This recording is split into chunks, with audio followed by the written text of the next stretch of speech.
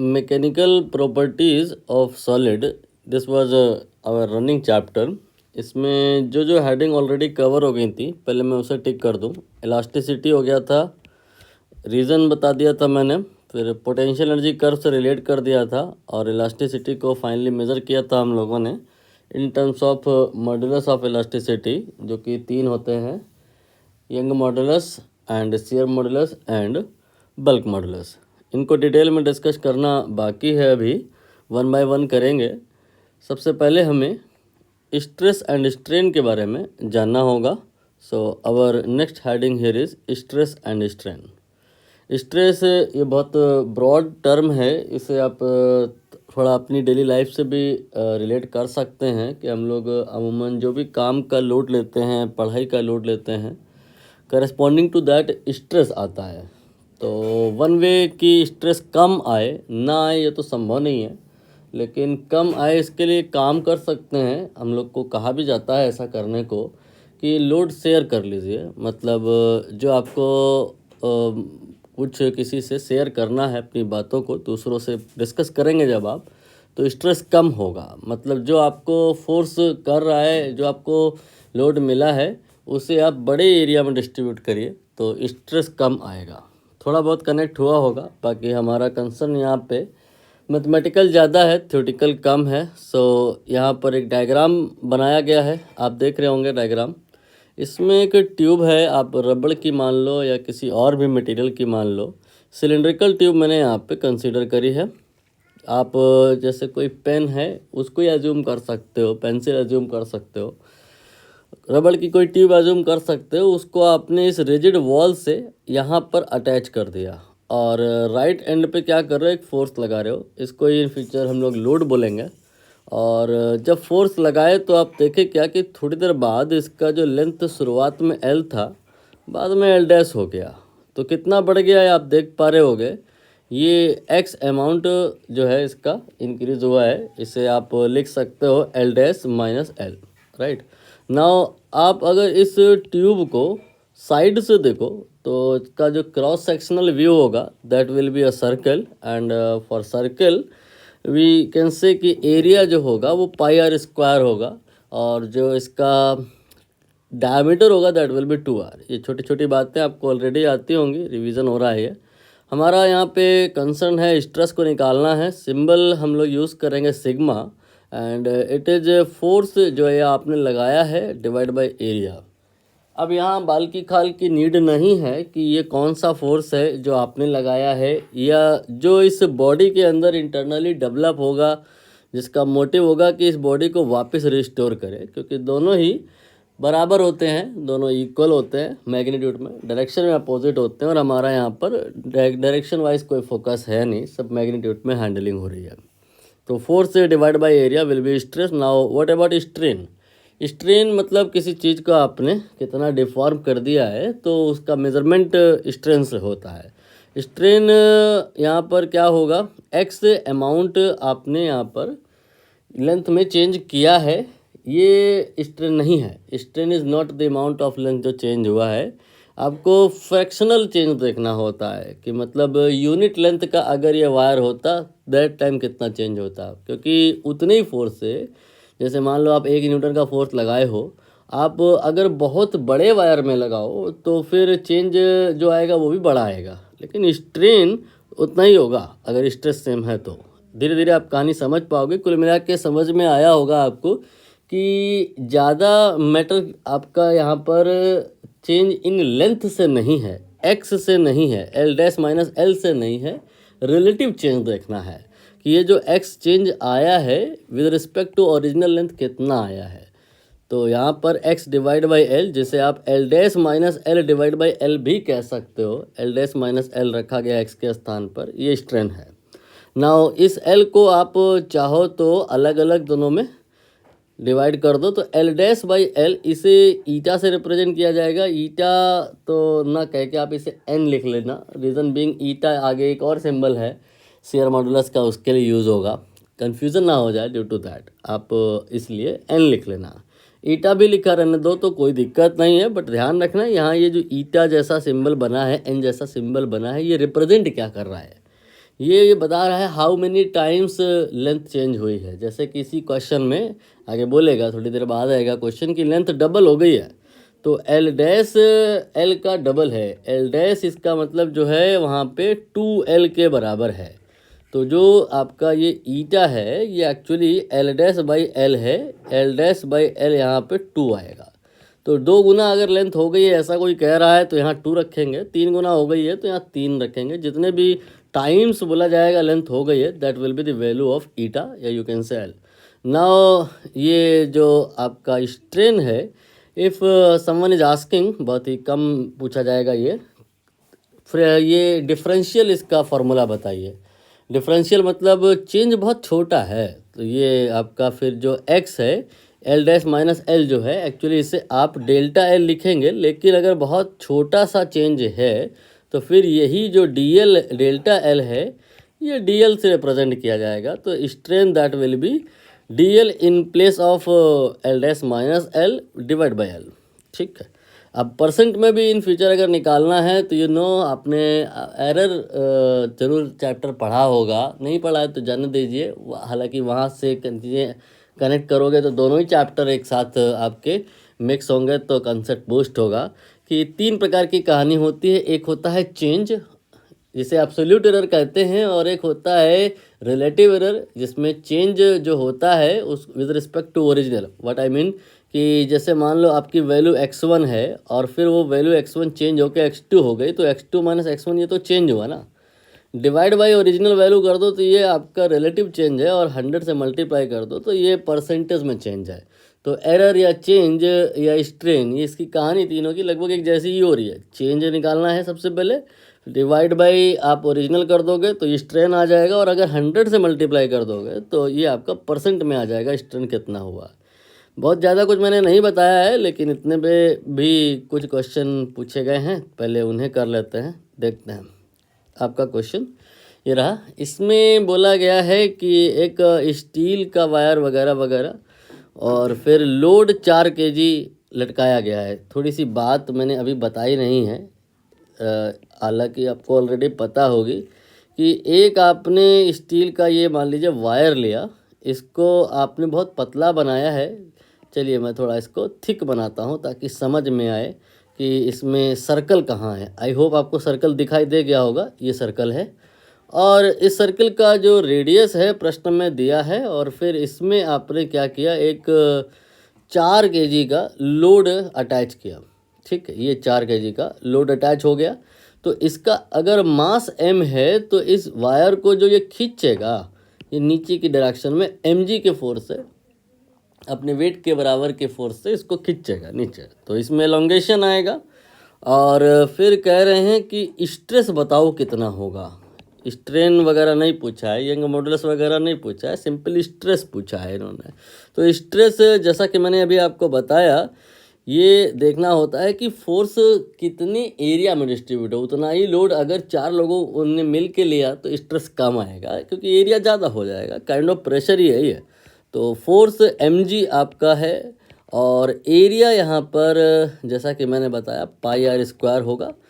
Value रख देंगे तो आंसर आ जाएगा। पूरा कैलकुलेशन में करके अभी नहीं दिखा रहा हूँ, आपसे अगर नहीं हो पा रहा है आप वीडियो सोल्यूशन इसका मिल जाएगा, देख लीजिएगा।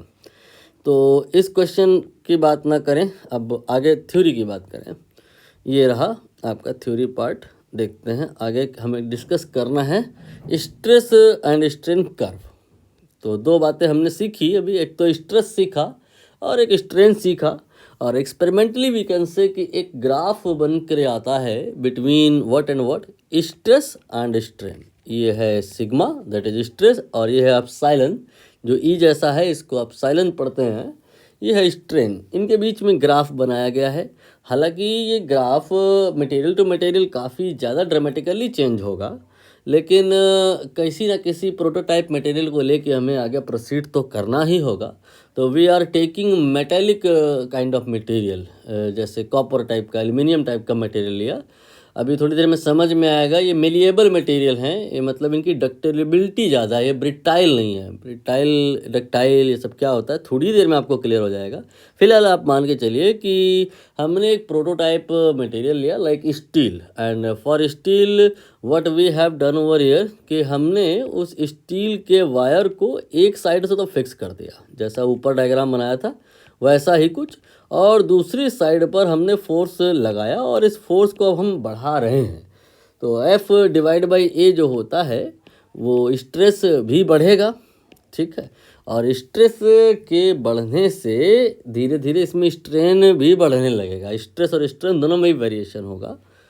तो ग्राफ कैसा आएगा यहाँ पर, उसकी शक्ल हमें लगभग में याद रखनी है।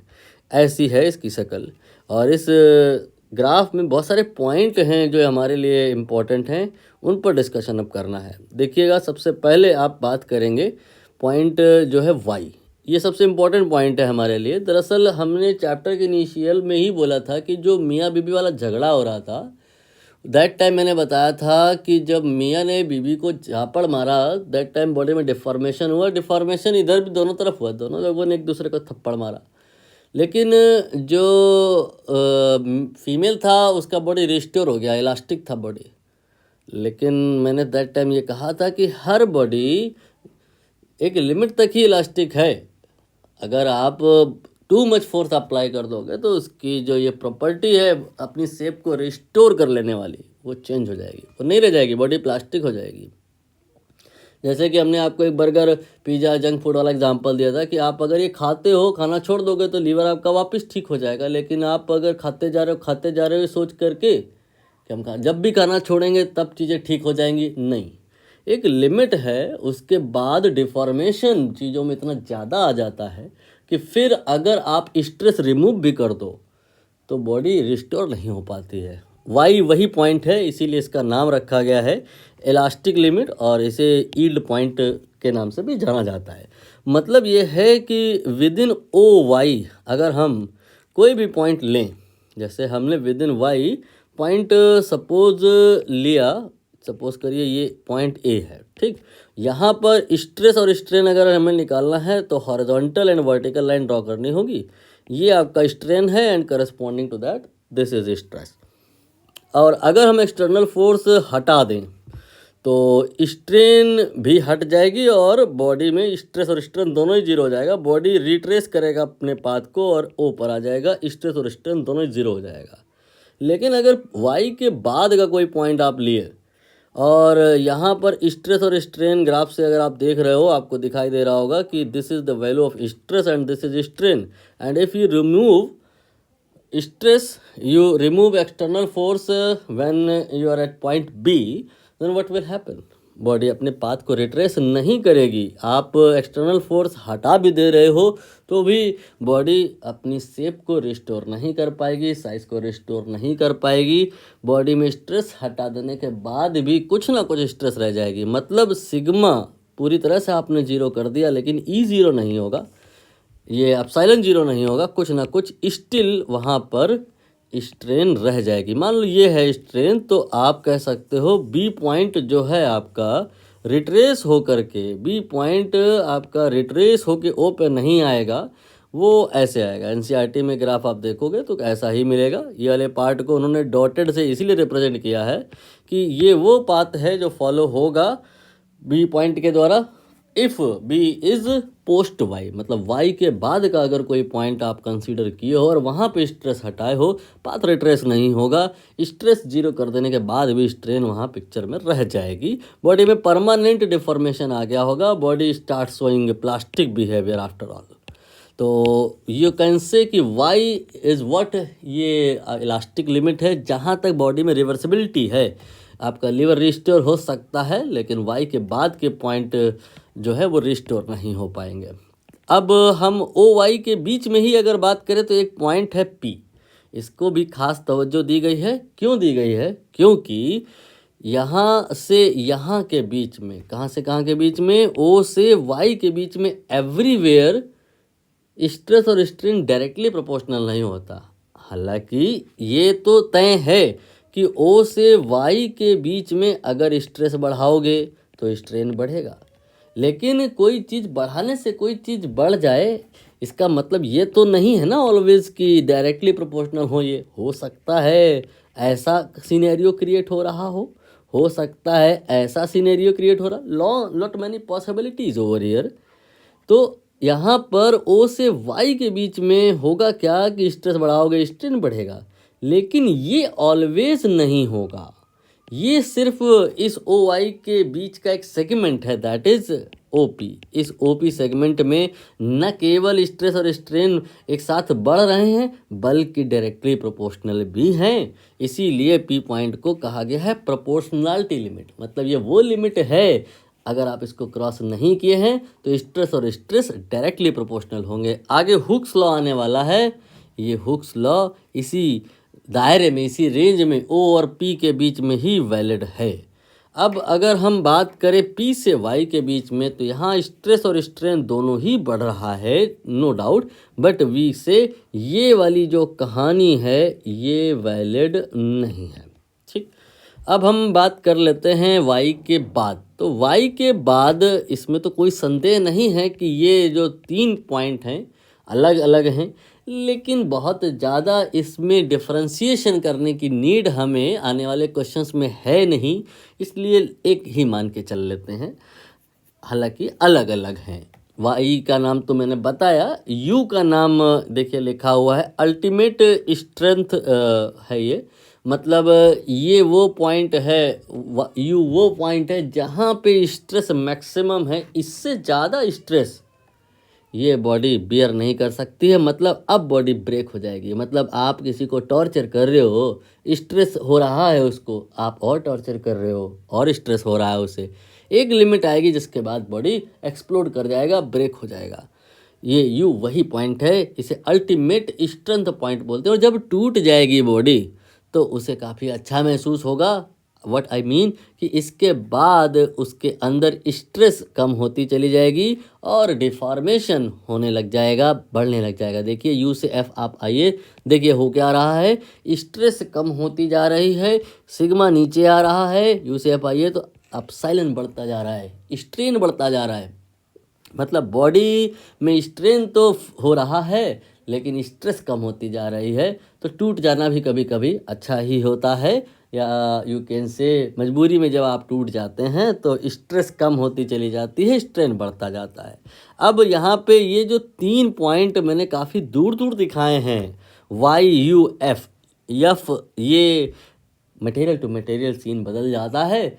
यहाँ पर कभी कभी ये पॉइंट दूर दूर होते हैं, कभी कभी पॉइंट पास पास होते हैं। जैसे शीशा आपने अगर देखा हो, कांच, दीवार पे आप अगर उसे पटक दें तो वो टूट जाता है। तो दीवार जो अगर पर शीशा आप पटक देते हैं तो टूट जाता है। क्यों? क्योंकि उस पर आपने बहुत ज़्यादा स्ट्रेस दी। लेकिन आप उसके टूटने का पैटर्न देखिए, उसका टूटना और किसी एल्युमिनियम के वायर को खींचो और खींचो और खींचो, उसका टूटना, अंतर है। जब शीशा टूटता है तो शीशे की टूटने की चरचर वाली आवाज़, आपने दिल के टूटने की आवाज़ तो महसूस की ही होगी। और साथ ही साथ अगर आप एल्युमिनियम के वायर को खींचे तो आप ध्यान दो उसमें नेकिंग होती है। नेकिंग मतलब टूटते टाइम वो अपने आकार को ऐसे नहीं एकदम से टूट गया, पतला करता है, बिल्कुल यहाँ से वो पतला हो जाता है, पतला होता जाता है, पतला होता जाता है, फिर आखिरी में टूटता है। रबड़ जैसा खिंच निक करके टूटता है वो। आटा जैसे आपने अभी कभी चेक किया हो, बढ़ा हो या हो रबड़ की जैसे, फिर वो उसको और बढ़ाओ तो वो टूट जाता है। तो अगर ऐसी कहानी है आटे जैसी, एल्युमिनियम जैसी, तो उसको कहा जाएगा कि मटेरियल ब्रिटाइल, नो, डक्टाइल है। डक्टाइल और ब्रिटाइल ये 2 अलग बातें हैं। डक्टाइल का मतलब है कि नेकिंग होना, पतला होना, फिर टूटना। डक्टाइल का मतलब शीशे की तरह, जैसे दिल टूटता है वैसे टूट जाना। तो अगर आप सब कुछ ना याद करें, बस एक बात याद रखें, रिमेनिंग आप कनेक्ट कर लोगे कि जो वाई और यू और एफ ये तीनों पॉइंट क्लोज हैं तो मटेरियल ब्रिटाइल है। ठीक, नोट्स आप स्वयं से बनाएं, और सब कुछ आपको मिल जाएगा, बट फिर भी नोट्स आप बनाएं। तो आपने याद रखना है कि जो ये 3 पॉइंट बताए, जिनको एग्जामिनर या आपके टीचर्स लगभग एक ही मान के चलते हैं और कहीं हद तक गलत भी नहीं है, वो अगर क्लोज हैं तो मटेरियल ब्रिटाइल है। नाउ आगे बढ़ जाते हैं। यहाँ इस थ्योरी पे मुझे लगता नहीं है कोई क्वेश्चन है, तो आगे हम बात करेंगे अब ब्रेकिंग स्ट्रेस पे। जैसा कि मैंने ऊपर आपको अभी एक बताया पैटर्न कि एक लिमिट है, उससे ज़्यादा अगर फोर्स लगाओगे बॉडी को तो वो टूट जाएगी। अब टूटने का pattern body to body vary करता है। डक्टाइल बॉडी जो है वो रबड़ की जैसा खींच करके टूटती हैं, आटे के जैसा नेकिंग होती है फिर टूटती हैं। ब्रिटाइल बॉडी शीशे की तरह टूट जाती हैं। तो कोई भी बॉडी हो आप कंसीडर करो, मैं यहाँ पर उस बात पे न जा करके सिंपल उस जगह पे जा रहा हूँ जहाँ पे बॉडी का टूटना हुआ है। यहाँ पर आपने एक पर्टिकुलर अमाउंट ऑफ फोर्स लगाया, उससे कम लगाओगे तो बॉडी नहीं टूटेगी, उससे ज़्यादा लगाओगे तो फिर बॉडी के यहाँ पे दो पार्ट हो जाएंगे। तो उस फोर्स पर, जिस फोर्स पर ये बॉडी टूट जा रही है, उस फोर्स को ब्रेकिंग फोर्स कहा जाता है। Point should be noted, not breaking stress. हम लोग पढ़ रहे हैं ब्रेकिंग स्ट्रेस और हमने अभी आपको बताया breaking force. Breaking force is that force जिस पर बॉडी ब्रेक हो जाती है। नाउ स्ट्रेस ऑलरेडी मैंने ऊपर आपको बताया। ये जो फोर्स आप बताए हो या डिफाइन किए हो, उसमें अगर इस के बॉडी के एरिया को डिवाइड कर दें, जिस एरिया पर ये फोर्स लगा है, परपेंडिकुलर एरिया पर जिस ये फोर्स लगा है उसको ही डिवाइड कर दें तो ब्रेकिंग स्ट्रेस आ जाएगी। तो ब्रेकिंग स्ट्रेस आई होप आप समझ गए होंगे कि simply it will be F B divide by A. थोड़ा कहानी और मैंने डिटेल में ली है समझाने के लिए और बेहतर तरीके से आपको समझ में आएगा। पहले तो आप मान लो कि ये कुछ चीज़ें हैं जो कांस्टेंट हैं, like material and temperature we are not going to change. मतलब हमने एल्युमिनियम का मान लो मटेरियल ले लिया है और रूम टेम्परेचर पे ले लिया है। अब हम आयरन का मटेरियल नहीं लेंगे और सर्दी में अगर काम हो रहा है तो सर्दी में ही करेंगे, गर्मी में नहीं करेंगे। तो material and temperature here we are going to assume constant. And बात हो रही है एक इस प्रकार के वायर की एल्युमिनियम का, एक इस प्रकार के वायर की एल्युमिनियम का। तो देखेंगे क्या आप नोटिस क्या करेंगे, आप महसूस कर सकते हैं इसको कि मोटे तार को तोड़ना आपके लिए मुश्किल है कंपेयर टू पतले तार को। थिक और थिन वायर आसानी से टूट जाएगा, थिक वायर मुश्किल से टूटेगा। रस्सी और रस्सा, ये दो वर्ड आपने ज़रूर सुने होंगे अपने दिनचर्या में। रस्सा होता है मोटा, जब आप टग ऑफ वार वो जो खेलते हैं मोटा रस्सा लेते हैं ताकि टूटे ना, तो रस्सा जो होता है उसको तोड़ने के लिए ज़्यादा फोर्स चाहिए, वही लिखा है F B. Breaking force of रस्सा is more than breaking force of रस्सी। इससे हमें यह समझ में आया कि कौन किस पे कैसे डिपेंड कर रहा है। Breaking force depending on this ये क्रॉस सेक्शनल एरिया या thickness you can say of the wire. ये जो आपका रस्सा है, आपको मैंने ऊपर बताया, ये एक्चुअली सारे शेप सिलेंड्रिकल हैं। ये आपका बड़ा क्रॉस सेक्शन है और यहाँ बहुत पतला सा क्रॉस सेक्शन है। तो एफ बी यहाँ ज़्यादा है, यहाँ एरिया ज़्यादा है। एफ बी यहाँ कम है, यहाँ एरिया कम है। इसका मतलब जो ब्रेकिंग फोर्स है डायरेक्टली प्रोपोर्शनल टू एरिया है। और जब डायरेक्टली प्रोपोर्शनल टू एरिया है तो फिर साइंस का रूल होता है कि जब ए प्रोपोर्शनल टू बी है तो ए बाई बी कांस्टेंट होगा। So here we can say that F B divide by A will be constant. अब इस कांस्टेंट का नाम रखने का बारी आएगा। जैसा कि आपने अगर सारे सेशन हमारे अटेंड किए हो तो स्टैंडर्ड पैटर्न है ये कि एक चीज़ जब दूसरे के प्रोपोर्शनल होती है तो अगले में रेशियो लिखते हैं और वो कांस्टेंट होता है, फिर उसका कुछ नाम दे दिया जाता है। नाम यहाँ पे दिया गया है sigma B. Sigma here is for stress, reason being it is a ratio of force and area, and B stands for breaking. This is the value of stress when body is going to break. Now अब हम यहाँ पर ये देखेंगे कि ये किस पे डिपेंड करता है और किस पर नहीं करता है।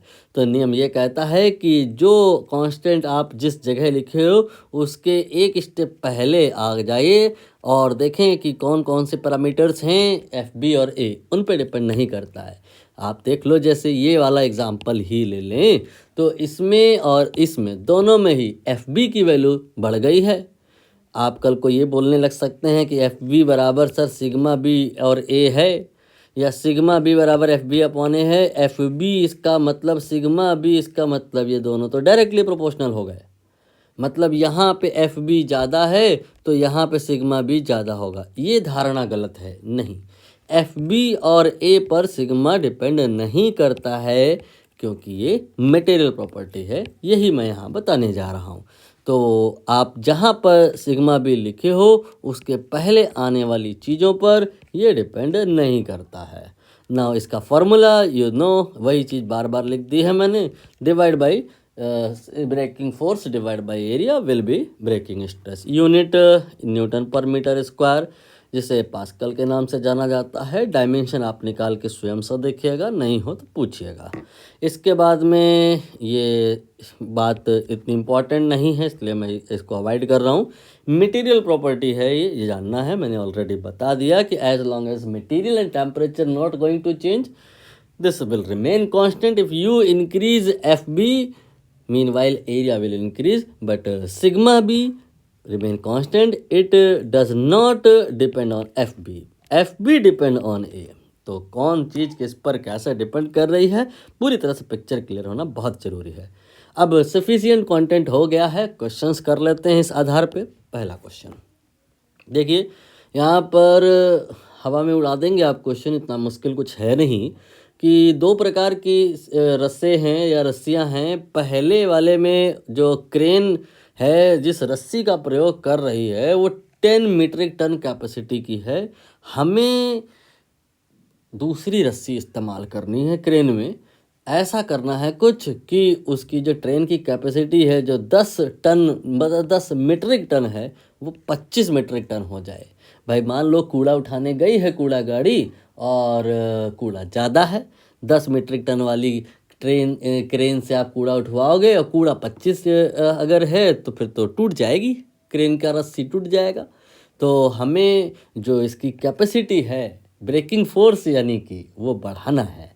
कितने गुना बढ़ाना है? जो 10 है उसे 25 करना है, मतलब 2.5 गुना करना है। अभी थोड़ी देर पहले बताया मैंने कि ब्रेकिंग फोर्स यानी कि एफ बी जो है वो डायरेक्टली प्रोपोर्शनल है एरिया के, और एफ बी आपका जो है वो 2.5 गुना हुआ है। सो ये एरिया जो है सरकार ये भी 2.5 गुना ही होगा।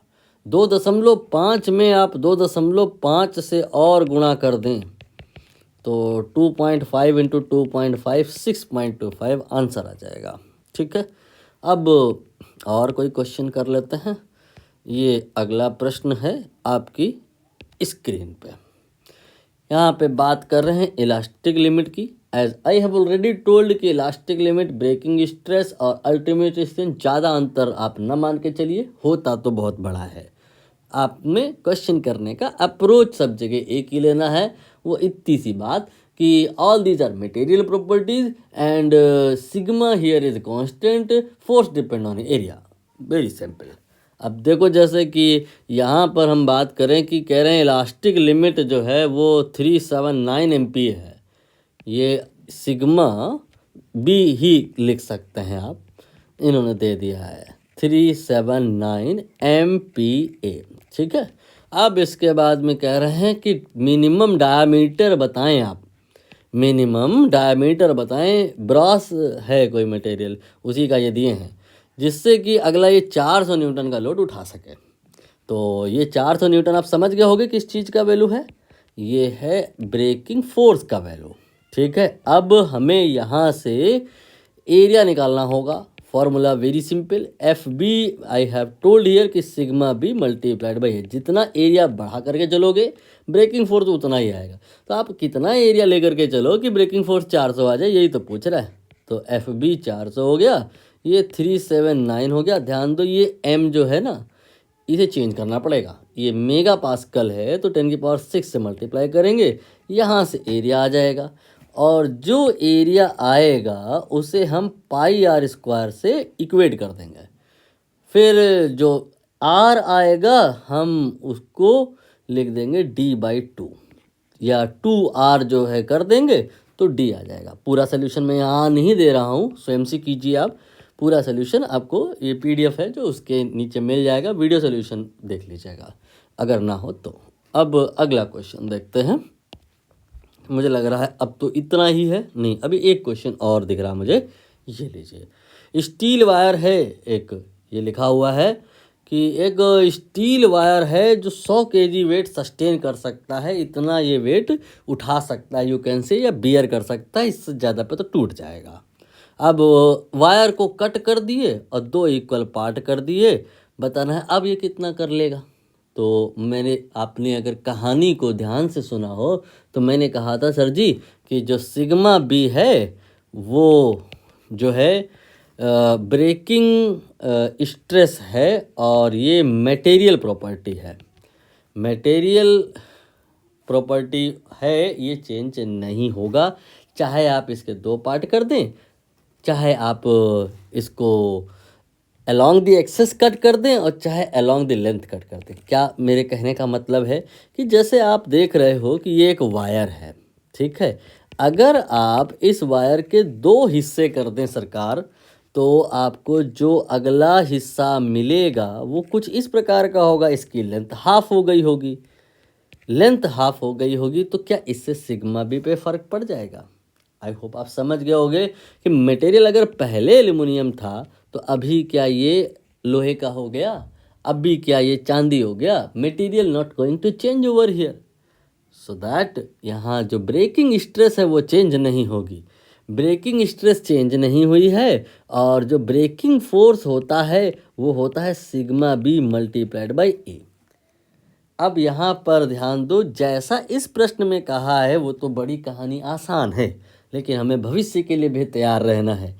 इस सिचुएशन में जिस प्रकार से वायर को कट किया है उसका क्रॉस सेक्शनल एरिया भी चेंज नहीं हुआ है, ये भी चेंज नहीं हुआ है, ये भी चेंज नहीं हुआ है, तो ये भी चेंज नहीं हुआ है, अभी भी ये उतनी ही कैपेसिटी को लिफ्ट कर लेगा। लेकिन आप भविष्य में ऐसे क्वेश्चन को लेके भी रेडी रहें जिसमें वायर को कट करेंगे ऐसे कि उसके 2 पार्ट तो होंगे, उसके 2 पार्ट तो होंगे, लेकिन एक पार्ट जो बना है, दूसरा पार्ट जो बना है वो हाफ हाफ एरिया का बनेगा। यहाँ पर जो मैंने डॉटेड वाली लाइन बताई है ये बता रहा है कि वायर आपका जो अब कट होने के बाद अपर पार्ट बनेगा वो काइंड ऑफ ऐसा बनेगा, काइंड ऑफ ऐसा, ठीक। ये अब आपका जो वायर है हाफ एरिया का हो गया है। अब आप बताइए, ध्यानपूर्वक सुनिएगा, क्या चेंज होगा और क्या नहीं होगा। ब्रेकिंग स्ट्रेस चेंज होगा या नहीं, सोचिए। अभी चेंज नहीं होगा ये ब्रेकिंग स्ट्रेस, क्यों? क्योंकि अभी भी मटेरियल वही है, बट आपने जिस प्रकार से कट किया है एरिया तो चेंज हो गया ना, एरिया तो आधा हो गया ना। जो एरिया अगर आधा हो गया तो अब ये आधा हो जाएगा, फिर ये आंसर 50 kg हो जाएगा। तो ये क्वेश्चन आपको DPYQ में मिल जाएगा, मतलब ऐसे PYQ जो इन्हीं PYQ को और अच्छे से कवर कराने के लिए बनाए गए हैं।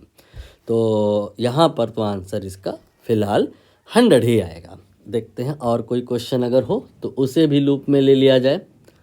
मुझे लगता नहीं है, ब्रेकिंग स्ट्रेस तक की कहानी तो पूरी तरह से हो गई है। अब ये नहीं, थोड़ा सा ये डेटा है देख लो।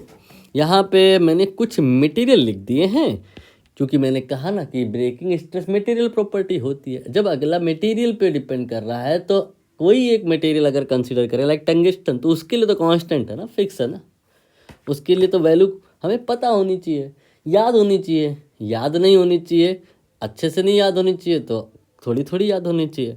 टंगस्टन का देखिए, जो ये ब्रेकिंग स्ट्रेस है 1 GPa है। G stands for giga, giga मतलब 10 की पावर बहुत ज़्यादा, मेगा तो 10 की पावर 6 होता है ना, मेगा MB होता है, गीगा GB होता है, ये 10 की पावर 6 होता है, 10 की पावर 9 होता है। दरअसल ये 3 काफ़ी ज़्यादा पॉपुलर हैं, इसीलिए इनका नाम लिखा गया है, इनके आगे इनकी ब्रेकिंग स्ट्रेस लिखी गई है। और आप देख रहे हैं एल्यूमिनियम की ब्रेकिंग स्ट्रेस काफ़ी कम है इन 3 की तुलना में, इसीलिए एल्यूमिनियम सेफ नहीं माना जाता है बिल्डिंग्स वगैरह के कंस्ट्रक्शन में। क्यों? क्योंकि आसानी से वो टूट जाएगा, तो आप स्टील यूज़ कर देंगे। तो इंजीनियरिंग वर्क्स में जो इंजीनियरिंग वर्क्स होते हैं, जो गेट वेट बनाने के काम होता है, ये सब में एल्युमिनियम नहीं स्टील का काम होता है। एल्युमिनियम के दरवाजे कमज़ोर होते हैं। बाकी टंगस्टन आप देख रहे हो बहुत ज़्यादा ही कुछ मजबूत है, लेकिन हम इसका मतलब ये नहीं हम अपना सारा घर टंगस्टन से बनाएं। बहुत महंगा पड़ जाएगा, लेकिन फिर भी यूज़ तो होता है कहीं ना कहीं। आप देख रहे हो बुलेट या मिसाइल बनाने के लिए ये टंगस्टन का यूज़ किया जाता है, जो मुश्किल पड़ जाता है, ब्रेक नहीं होता है, दूसरों को ब्रेक कर देता है। इसीलिए जब गोली लगती है किसी पर तो हर चीज़ को वो पेनिट्रेट करती चली जाती है, लेकिन ब्रेक नहीं होती है। अब थोड़ा सा ये सब कहानी है, ये ऐसा कोई क्वेश्चन तो नहीं है, बट आगे यूज़ होगा, इसलिए एक बार देख लो। समटाइम सिचुएशन ऐसी आएगी कि ये रिजिड सपोर्ट से एक स्ट्रिंग के मार्फत एक ब्लॉक अटैच किया जाएगा। ज़्यादातर तो कहानी यहीं से ख़त्म हो जाएगी, लेकिन कभी कभी एक और स्ट्रिंग लाएगा एग्जामिनर और एक और ब्लॉक अटैच कर देगा।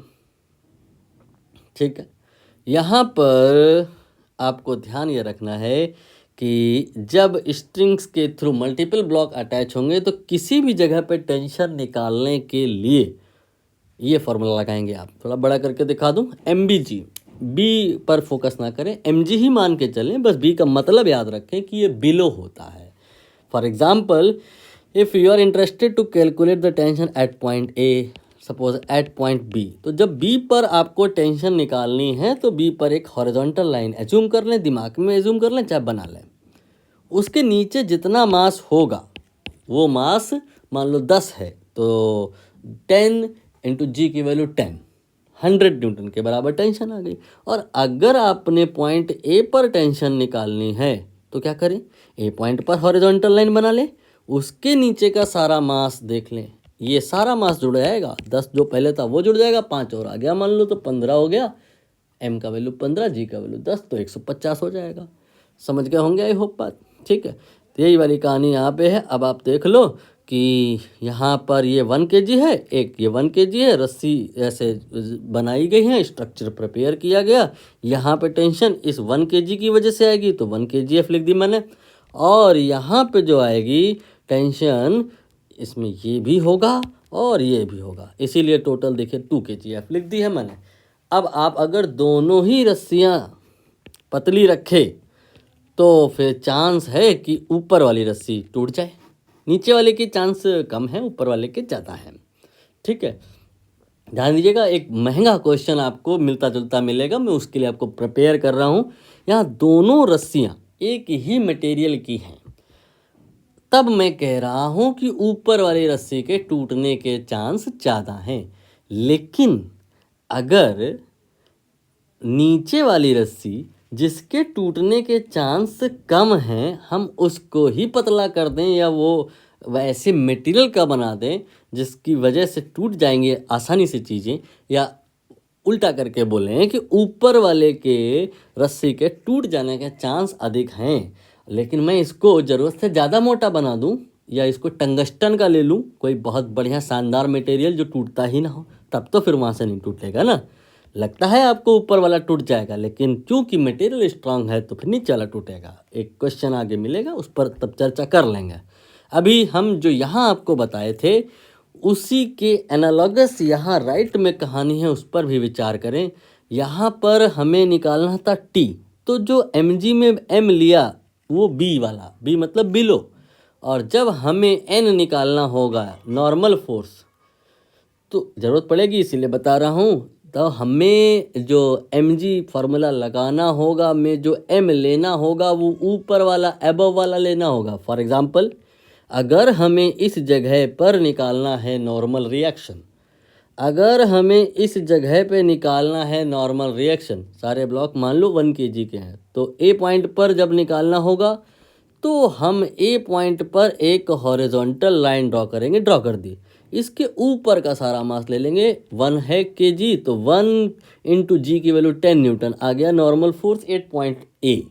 नाउ एट पॉइंट बी अगर हमें नॉर्मल रिएक्शन निकालना तो बी पर हॉरिजॉन्टल लाइन ड्रॉ होगी और इसके ऊपर का सारा मास लेंगे तो ये पूरा 1 1 जुड़ करके 2 हो जाएगा, और m का वैल्यू 2, g का वैल्यू 10, तो 20 न्यूटन नॉर्मल रिएक्शन आ जाएगा। ये छोटी बातें already I have told that कि डायरेक्टली इस पर क्वेश्चन नहीं है, बट आगे यूज़ होने वाली हैं, इसलिए मैंने इनको कवर कराया। तो ये रस्सा और ये रस्सी कहाँ लगाना है, रस्सा और कहाँ लगानी है रस्सी, आई होप आप समझ गए होंगे। अब यहाँ पर एक और स्टैंडर्ड रिजल्ट है, इस पर डायरेक्टली क्वेश्चन है, we will discuss about that. कि यहाँ पर देखिए ध्यान से कि हमने एक ये वेज लिया है, इससे एक रस्सी हमने लटकाई है। उस रस्सी का कुछ पार्ट देखो सर रखा हुआ है और कुछ पार्ट रखा नहीं, लटक रहा है। हम अगर समझदार हैं तो इस रस्सी का बहुत सारा पार्ट यहाँ पे हम क्या करेंगे, रखेंगे और बहुत थोड़ा सा पार्ट क्या करेंगे, लटका लेंगे, है ना। क्यों, सोचिए भाई। ऐसा इसलिए करेंगे कि अगर बहुत ज़्यादा रस्सी आपने लटका दी तो एक तो संभावना ये है कि वो स्लिप करके नीचे गिर जाएगी, वो वाली बात यहाँ पे नहीं है। लेकिन यहाँ पर आप मान के चलो कि अगले ने रस्सी को पकड़ के ही रखा, गिरने तो नहीं देगा। लेकिन फिर भी अगर आप बहुत ज़्यादा हैंगिंग करते हो, रस्सी को लटकाते हो, जैसे एक सिचुएशन तो मैंने जो बनाई दिख ही रही है और एक ऑलरेडी जो बनी हुई थी, उन दोनों पे अगर हम बात करें तो जो ऑलरेडी बनी सिचुएशन है उसमें रस्सी बहुत लटक रही है, रस्सी को पकड़ रखा है, गिरेगा नहीं, लेकिन क्योंकि इतनी ज़्यादा रस्सी लटक रही है तो वो टूट जाएगी। बात आएगी क्यों टूट जाएगी भाई, क्योंकि मैंने अभी बताया कि किसी भी पॉइंट पे टेंशन निकालने के लिए आपको नीचे का सारा मास ले लेना होता है। व्हाट आई मीन टू से, ये देखिए यहाँ पर मैंने कहा MB में B मतलब नीचे का, बिलो का, नीचे का सारा मास लेना है। तो यहाँ पर जो आपका केस है टू मच हैंगिंग वाला, इसमें नीचे की तरफ लटकता हुआ अमाउंट बहुत ज़्यादा है, तो mg बहुत ज़्यादा आ जाएगा, तो जो F आएगा वो बहुत ज़्यादा आ जाएगा। F बहुत ज़्यादा आ जाएगा तो हो सकता है ये फोर्स इतना ज़्यादा हो जाए कि ब्रेकिंग फोर्स से बढ़ जाए। तो ब्रेकिंग फोर्स से अगर ये फोर्स बढ़ गया तब फिर ये रस्सी यहाँ टूट जाएगी। तो रस्सी को लटकाने का एक मिनिमम अमाउंट, मैक्सिमम अमाउंट है, उससे ज़्यादा नहीं लटका सकते, नहीं रस्सी टूट जाएगी। इसको कैसा निकालते हैं आप देख लीजिए, इस पर क्वेश्चन आया है। मान लेते हैं वो अमाउंट जो थ्रेशोल्ड है वो h है, तो इस h में हम क्या किए, a से गुणा कर दिए। a है इसका क्रॉस सेक्शनल एरिया, नीचे से जो देखोगे तो एक सर्कल दिखाएगा और ये जो सिलेंडर बनेगा उसी सिलेंडर का यहाँ पर एरिया लिया गया है, वॉल्यूम लिया गया है, h इंटू ए वॉल्यूम हो गया। अब ये लटके हुए पार्ट का वॉल्यूम लिख गया है, इसमें हमने डेंसिटी से मल्टीप्लाई किया तो अब ये मास हो गया। ठीक, इसमें अब हमने g से गुणा कर दिया तो ये F का वैल्यू हो गया। और F क्या होता है, मटेरियल का जो ब्रेकिंग स्ट्रेस है मल्टीप्लाइड बाय एरिया। मैंने सिग्मा b इंटू ए कर दिया। नोटिस कीजिए दोनों तरफ से ए कैंसिल हो जाएगा। अगर कोई वायर, इसका मतलब जो टूटता है तो पतला हो या मोटा हो, टूटेगा ही टूटेगा, आप चाहे कम लटकाओ चाहे ज़्यादा। नहीं मतलब अगर आप किसी वायर को 1 मीटर से ज़्यादा लटकाते हो और वो टूट जा रहा है तो वायर चाहे मोटा कर दो चाहे पतला, वो टूटेगा ही टूटेगा, क्योंकि एरिया कैंसिल हो रहा है। तो यहाँ पे आप जो रिलेशन पाओगे, कहानी समझ में ना आई हो तो आसान है, रटने में बहुत ज़्यादा आसान है, क्योंकि P बराबर H रो जी, ये आपका लिक्विड कॉलम का प्रेशर 8वीं 9वीं क्लास में ही आपने पढ़ा है, बस वही है ये जो आपका स्ट्रेस होता है ये है तो एक प्रकार का प्रेशर ही ना। तो प्रेशर जो है वो H रो जी के बराबर है। इस पर क्वेश्चन आया है, बट इसको अभी हम रुक के डिस्कस करेंगे, क्योंकि यहाँ पे ये जी है इसमें भी खेल कराया है, थोड़ा टफ क्वेश्चन है, इसलिए later on we will discuss. अब नया हेडिंग स्टार्ट हुआ है, Hooke's law and Young modulus. We are going to finish the session. In next session we will discuss about this.